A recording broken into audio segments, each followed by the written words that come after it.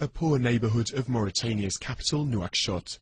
Habi and her son don't have much, but even so, it's a lot more than they used to have when Habi was a slave to an Arab family. 2 years ago, an organisation campaigning against slavery rescued her from her former masters. In the beginning it was very difficult for me. It was very difficult to leave my masters because I thought there weren't any other options.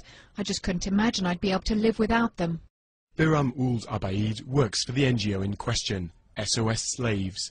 He says it's freed more than 50 slaves over the past 2 years, but that there are thousands more still out there.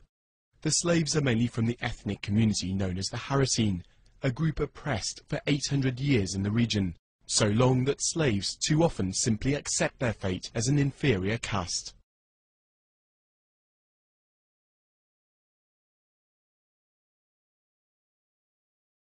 When you talk about slaves in Mauritania, you're talking about people who were born slaves.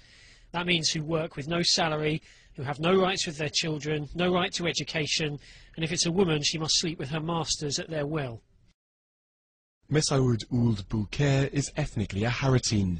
He's a candidate for the presidential election and has risen to be president of the National Assembly, a first for his community.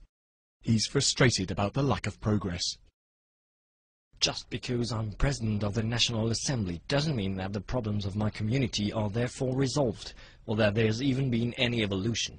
On the contrary, we're doing everything for the concrete cases of slavery which are on the way. People can't accept the fact that the government is treating these cases as slavery. Slavery was officially outlawed in Mauritania in 1981, but it only became a crime to own slaves in 2007. Theoretically, the offence holds heavy punishment, but in reality, nobody has so far been sentenced.